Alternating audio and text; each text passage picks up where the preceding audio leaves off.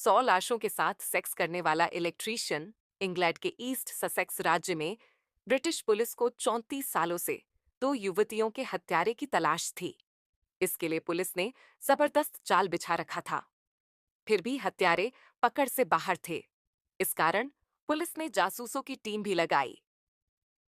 मामला 25 वर्षीय Wendy nail और 20 साल की कैरोलिन पियर्स की हत्याओं का था। उनके साथ दुष्कर्म भी हुआ था। दोनों टुकब्रिज वेल्स में रहती थीं और अलग-अलग वारदातों में 1987 में दोनों की हत्या कर दी गई थी। उस हत्याकांड को बेडसेट मर्डर्स के रूप में जाना गया था। नेल गिल्डफोर्ड रोड स्थित अपने अपार्टमेंट में 23 जून 1987 को मृत पाई गई थी। पुलिस को इसकी सूचना उसके मंगेतर ने दी थी। उसके शरीर पर कई जख्म थे, जबकि पियर्स की लाश उसी साल 5 महीने बाद 24 नवंबर को उनके घर से 40 मील दूर बांध के पानी में तैरती हुई बरामद हुई थी। उनकी मौत के सिलसिले में हुई जांच में हत्या और दुष्कर्म के जो सुराग मिले थे, उसके अनुसार मृतकों के शरीर, अंगवस्त्र, तौलिए, बेडशीट आदि से मिले एक जैसे डीएनए को सबूत का आधार बनाया गया था। उस डीएनए वाले व्यक्ति का पता लगाने के लिए 15 दिसंबर 1987 को अदालती आदेश के बाद ब्रिटिश पुलिस ने जांच पड़ताल शुरू कर दी थी। फोरेंसिक वैज्ञानिकों द्वारा 1999 में डीएनए जांच के आधुनिक तरीके अपनाए गए थे और इसके लिए एक नेशनल लेवल पर डेटाबेस तैयार किया गया था। दोनों लड़कियों के सैकड़ों करीबियों से पूछताछ के साथ साथ उनके डीएनए की भी जांच की गई थी। रिश्तेदारों, दोस्तों और फिर उनके करीबियों से जांच के सिलसिले में डेविड फुलर के घर वालों के डीएनए की भी जांच हुई, जिसे हत्या के आरोप में पहले भी गिरफ्तार किया जा चुका था। इस तरह पुलिस को अंततः 2019 में सफलता मिल गई, लेकिन कोरोना संक्रमण की वजह से उसकी गिरफ्तारी 3 दिसंबर 2020 को हो पाई। 67 वर्षीय डेविड फुलर को ईस्ट ससेक्स के हीथफील्ड स्थित उसके घर से गिरफ्तार कर लिया गया। उसका डीएनए मृतकों से प्राप्त नमूने से मेल खाता था। इसी के साथ जब उसके घर की गहन तलाशी ली गई, तब यौन अपराध का जो राज खुला, वह जितना चौंकाने वाला था, उतना ही घिनौना भी था। फुल्लर के अनगिनत कुकर्मों का खुलासा उसके घर और घर के कार्यालय की तलाशी के बाद हुआ।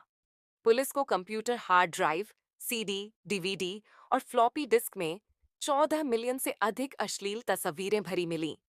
उनमें बच्चों की लाश के साथ अश्लील वीडियो भी थे।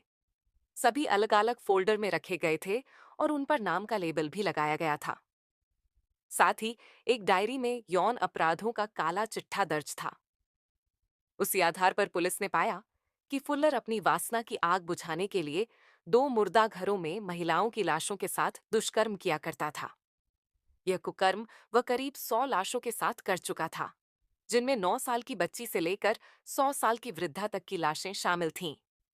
ये सब उसने तब किया था जब वह हीथफील्ड अस्पताल में इलेक्ट्रीशियन की नौकरी करता था।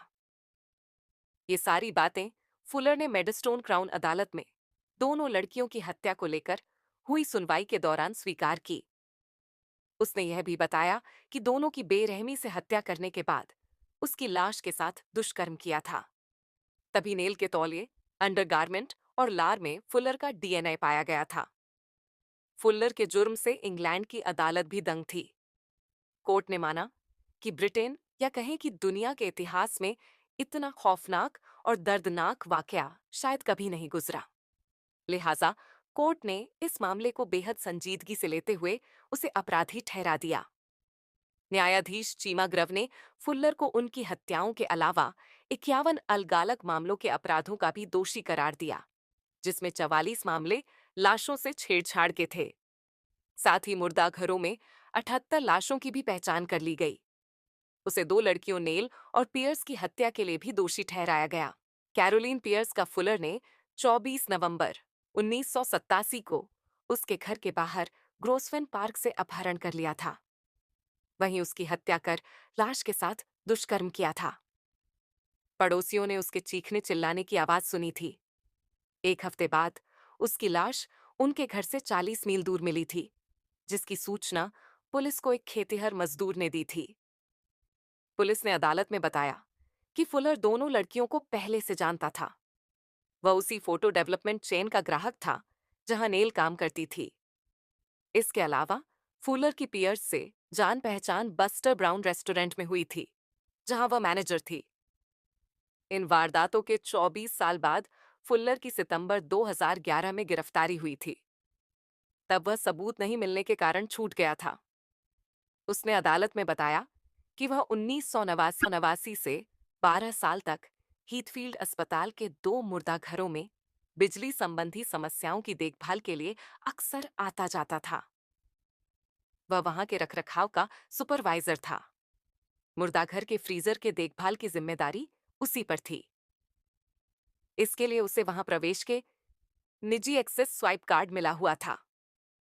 मुर्दाघर में कुल 5 कर्मचारी काम करते थे, जिनकी ड्यूटी सुबह 8 बजे से शाम 4 बजे तक की होती थी। फुल्लर की ड्यूटी दिन के 11 बजे से शाम के 7 बजे तक की थी। इस कारण दूसरे कर्मचारियों के चले जाने के बाद भी वह मुर्दाघर में रुका रहता था। अपनी शिफ्ट के आखिरी 3 घंटों में ही उसने ये घिनौने काम किए थे। वैसे अस्पताल के कुली किसी भी समय नए शवों के साथ मुर्दाघर में आ सकते थे। यह फुल्लर के लिए पोस्टमार्टम कक्ष में प्रवेश करने का अच्छा मौका होता था। फुल्लर पोस्टमार्टम कक्ष में चला जाता था। ऐसा करते हुए किसी का ध्यान उस पर नहीं जाता था। मुर्दाघर के अन्य हिस्सों की तुलना में शवों की गरिमा को ध्यान में रखते हुए पोस्टमार्टम कक्ष में कोई सीसीटीवी कैमरे नहीं लगाए गए थे। हालांकि मुर्दाघर की ओर जाने वाले गलियारों सहित अन्य क्षेत्रों पर निगरानी के लिए सीसीटीवी कैमरे लगे थे। इस नतीजे तक पहुंचने में इंग्लैंड पुलिस को 2.5 मिलियन यूरो यानी 21 करोड़ 40 लाख रुपए खर्च करने पड़े थे। फुल्लर के अपराध मुर्दाघर की लाशों के साथ यौनाचार तक ही सीमित नहीं थे, बल्कि इसे यादगार बनाए रखने के लिए उसने एक डायरी भी बना रखी थी। वह लाशों के साथ यौन संबंध बनाने के बाद बाकायदा उस घटना को अपने अनुभवों के साथ डायरी में नोट करता था। यही नहीं, उसने सेक्स की फ्यूचर प्लानिंग तक कर रखी थी।